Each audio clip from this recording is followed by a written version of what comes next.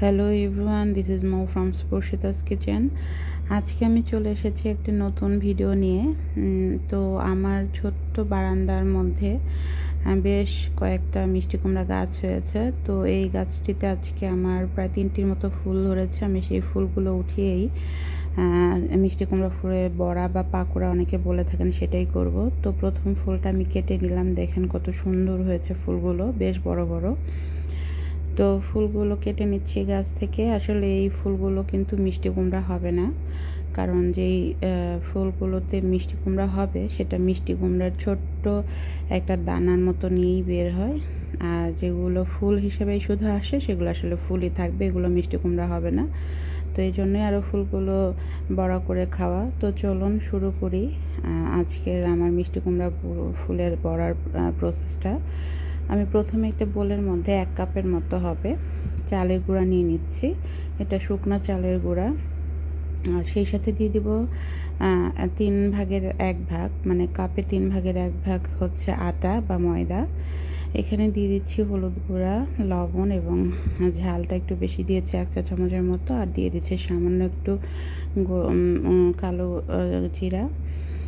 এখানে আমি কিছুটা সয়াবিন তেল ইউজ করেছি। এই সয়াবিন তেল ইউজ করলে যেটা হবে, পাকোড়াটা অনেক বেশি ক্রিস্পি হবে। এবং এটা আপনি আটা দিয়ে করেন বা ময়দা দিয়ে, আপনি বুঝতেই পারবেন না, এত মজার হবে খেতে। আপনার বাসায় যেটাই থাকে ময়দা বা আটা, সেটাই কিন্তু এই চালের গুঁড়ার সঙ্গে মিশিয়ে নিতে পারেন।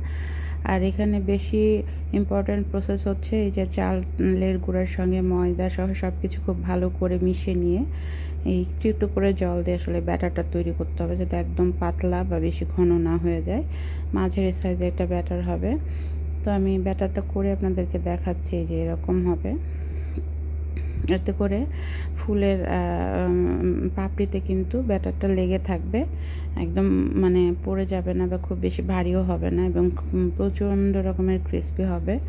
তো এখন আমি কড়াইতে তেল দিয়ে দিচ্ছি বড়াগুলো ভাজার জন্য। এই যে দেখেন, আমি কিছুটা সময় রেস্টে রেখেছিলাম, প্রায় আধা ঘন্টার মতো।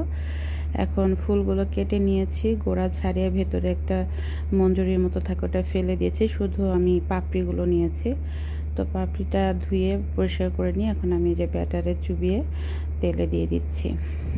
এখানে আমার আগের একটা ফুল ছিল গতকালকে, সেটাও আমি ফ্রিজে রেখেছিলাম, সো সেটাও এখানে দিচ্ছি।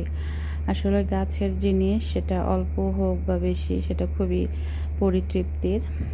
এবং বারান্দার মধ্যেও যে আসলে মিষ্টি কুমড়ার গাছ হতে পারে, এটা আমার আসলে ধারণার বাহিরে ছিল।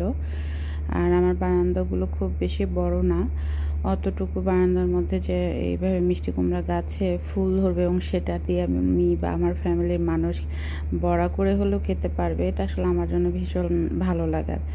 আর সবচেয়ে মজার বিষয় হচ্ছে, আমার মিষ্টি কুমড়া গাছে অলরেডি একটা মিষ্টি কুমড়াও এসেছে। হয়তো হবে কিনা আমি জানি না, কিন্তু তবুও এটা আসলে আমার জন্য ভীষণ ভালো লাগে এবং আমি মনে অনেক শান্তি পাই। এই ফুল বা মিষ্টি কুমড়াটা যখন দেখি ভীষণ ভালো লাগে।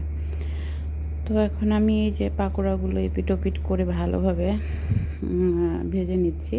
এই পাকোড়াটা করার জন্য কিন্তু খুব বেশি আঁচ দেওয়া যাবে না, হালকা আঁচে করতে হবে, মিডিয়াম টু লো এর মধ্যে রাখতে হবে। তো আমার পাকোড়াগুলো হয়ে গেছে, দেখেন কত সুন্দর হয়েছে, কালার একদম গোল্ডেন ব্রাউন কালার এসেছে। এবং এটা কিন্তু দেখেই বোঝা যাচ্ছে খুব স্মুথ এবং ক্রিস্পি হয়েছিল খেতে। তো এই যে দেখাচ্ছি আপনাদেরকে, দেখেন হয়ে গেছে আমার আজকের মিষ্টি কুমড়া ফুলের পাকোড়া। এত ক্রিস্পি হয়েছিল, আমারই মনে হচ্ছিল সবগুলো খেয়ে ফেলি, কিন্তু সেটা তো সম্ভব না। আমার মেয়ে খুব পছন্দ করেছিল, সেই সাথে আমার হাজব্যান্ডেরকে দিয়েই খেয়েছি এবং সবারই বেশ ভালো লেগেছে। আর গাছের জিনিস, সেটা আসলে অন্যরকম শান্তির। তো থ্যাংক ইউ সবাইকে আমার ভিডিওটা দেখার জন্য। ভালো থাকবেন সবাই।